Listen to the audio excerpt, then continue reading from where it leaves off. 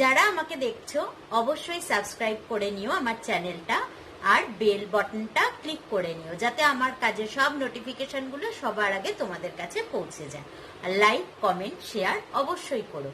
যারা আগে থেকেই সাবস্ক্রাইব করেছো তারা লাইক কমেন্ট শেয়ার অবশ্যই করো। যারা সাবস্ক্রাইব করে আমাকে দেখছো কিন্তু চিনতে না আগে এখন চিনে গেছো দেখতে দেখতে, তাদের সবাইকে আমার তরফ থেকে অসংখ্য অসংখ্য অসংখ্য ধন্যবাদ। গুড আফটারনুন বন্ধুরা, চলে এসছি আজকে আবার নতুন দিনে নতুন একটা ব্লগ নিয়ে। এখন টাইম হয়েছে 2:30, সব কাজকর্ম সেরে চলে এলাম তোমাদের কাছে। সব সারা বলবো না, এখনো কিছু আছে। আজকে অনেক কাজ করেছি সকাল থেকে, ঘুম থেকে উঠে ডেলিকার কাজ তো হয়েছে। আর জল খাওয়ার খুব সিম্পল, বাটার টোস্ট খেয়েছি।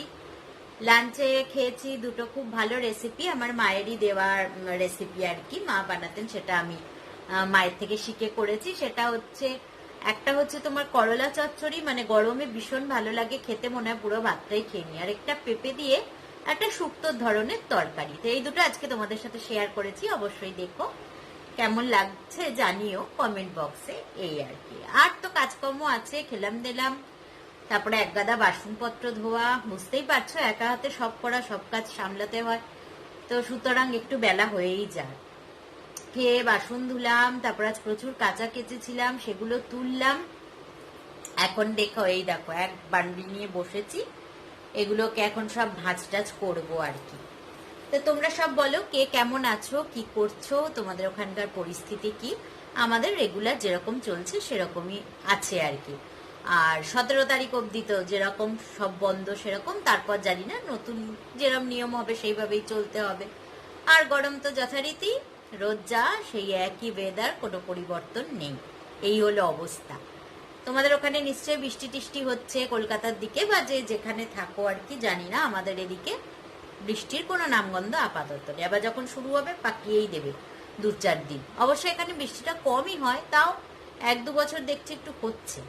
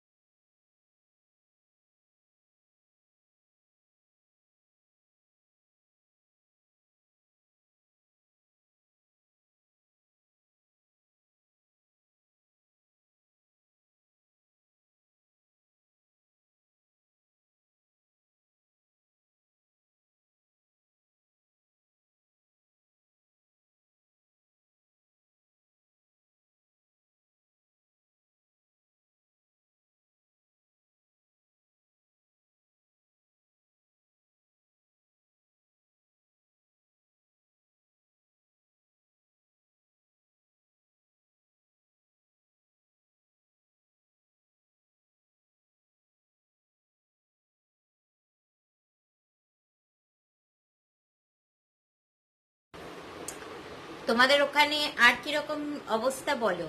মানে বাজার হাট তো নিশ্চয়ই সব পাওয়া যাচ্ছে, আমাদের এখানে জানো তো মাছ টাছ পাওয়া যাচ্ছে না। আমরা যে কতদিন খাইনি মাছ জানো, মাছের স্বাদটাই মনে হয় এবার ভুলে যাব। হ্যাঁ, মাছ কত রকম রান্না জানি, অথচ কিচ্ছু শেয়ার করতে পারছি না, পাওয়াই যাচ্ছে না কাছে। আর যে মার্কেটটায় পাওয়া যেত, বড় মার্কেটটা, সেটা বন্ধ হয়ে গেছে।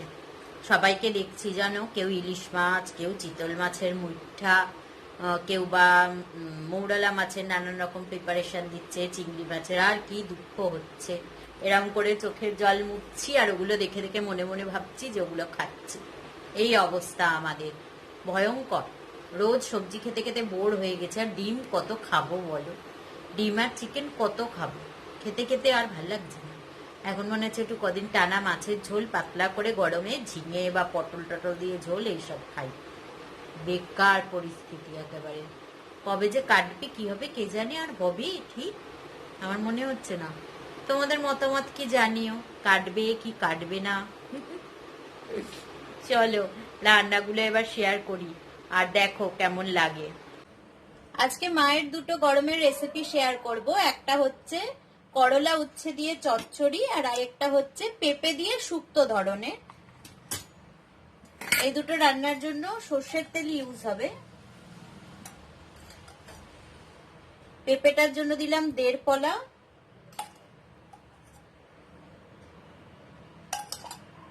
আর করলার জন্য দিয়েছি 1.5 পলা মতো। দুটোই গরম হচ্ছে। এর মধ্যে বলে দিই মশলা কি কি লাগবে। লাগবে 5 ফোড়ন, শুকনো লঙ্কা, একটু সর্ষে, তেজপাতা, কাঁচা লঙ্কা বাটা, আদা বাটা, আর একটু লাগবে সর্ষে বাটা, আর রুটিন যে মশলা সেইগুলোই।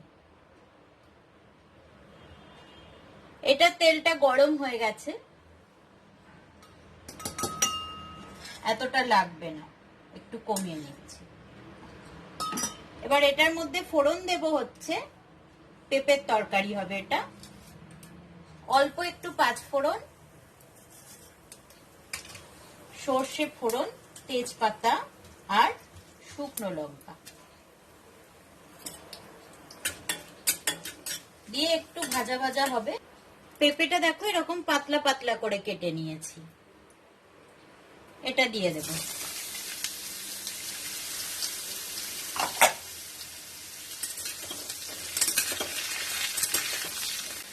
আর করলাটার বললাম সর্ষে লাগবে, এই সর্ষে পাউডার।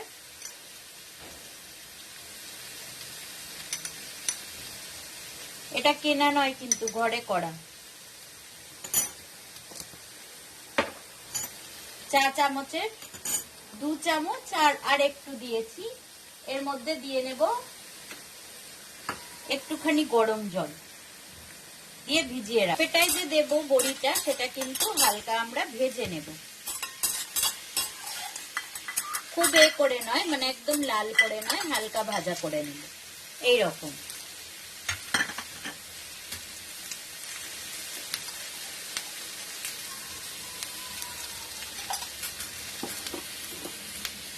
করলা চচ্চড়ির জন্য দেখো তেল গরম করতে দিয়ে দিয়েছি।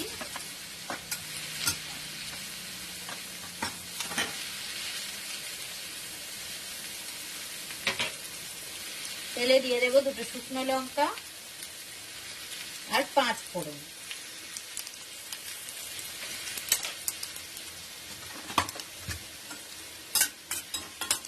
এটা একটু ভাজা ভাজা হলে এই আলু করলাটা এর মধ্যে দিয়ে দেব।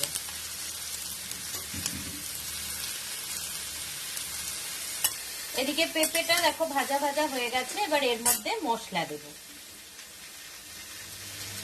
মশলার মধ্যে এরকম ছোট চামচের 1 চামচ আদা, একদম এইটুকু কাঁচা লঙ্কা, জাস্ট একটু স্বাদের জন্য, আর দেব নুন আন্দাজ মতো, যে যেরকম খাও, হলুদ, আর হচ্ছে ভাজা মশলার গুঁড়োটা 1 চামচ।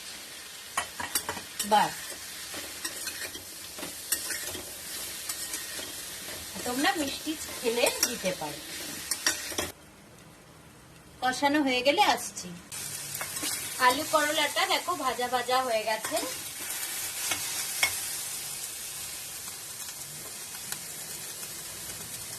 এবার এর মধ্যে দিয়ে দেব হচ্ছে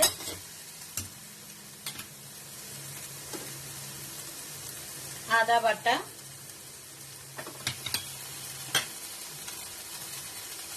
একটুখানি লঙ্কা বাটা, হালকা নুন স্বাদ মতো,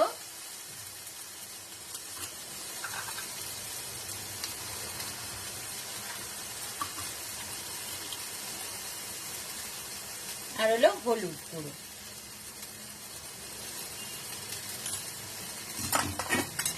দিয়ে এবার এটাকে ভালো করে মিশিয়ে আবার একটুখানি ভেজে নেব।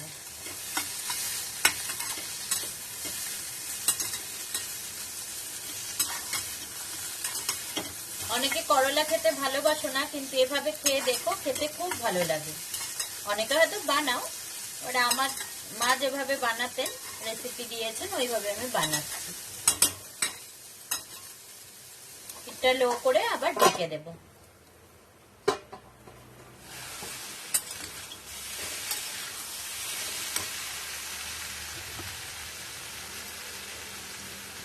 এদিকে দেখো পেঁপেটা কিন্তু মশলার সাথে সুন্দর মিশে গেছে।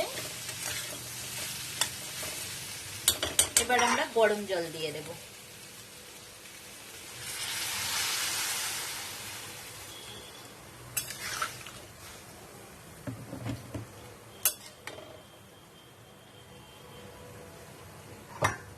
দিয়ে ঢাক। করলাটা কিন্তু খুব সুন্দর ভাজা হয়ে গেছে মশলার সাথে। এবার আমরা অল্প জল দিয়ে দেব যাতে এটা সিদ্ধ হয়ে যায়।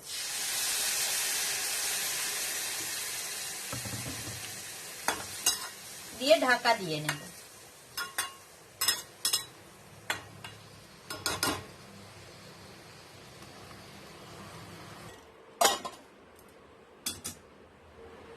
আলু করলাটা কিন্তু সিদ্ধ হয়ে গেছে। এবারে আমরা সর্ষে বাটাটা দিয়ে দেব।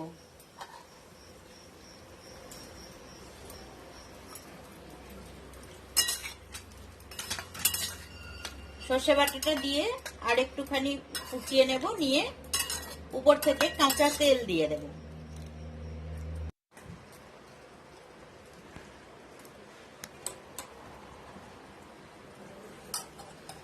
হয়ে গেছে আমাদের তরকারি। এবারে একটুখানি উপর থেকে কাঁচা তেল দিয়ে দেব।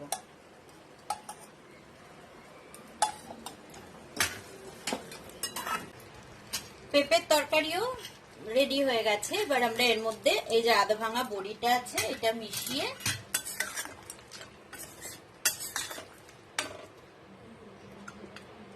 একটুখানি ঢাকা দেব, দিয়ে ঘি দিয়ে নামিয়ে নেব।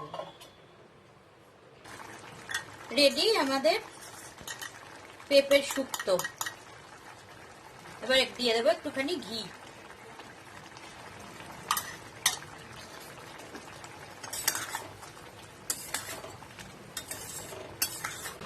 মায়ের দেয়া রেসিপিতে বানানো গরমের উপযুক্ত পেঁপের শুক্তো একবার খেলে বারবার খেতে ইচ্ছা করবে।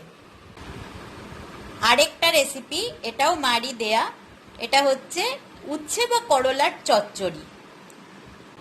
পুরানো সেই দিনের কথা ভুলবে কি রে, আয়ো সেই চোখের দেখা প্রাণের কথা সে কি ভোলা যায়।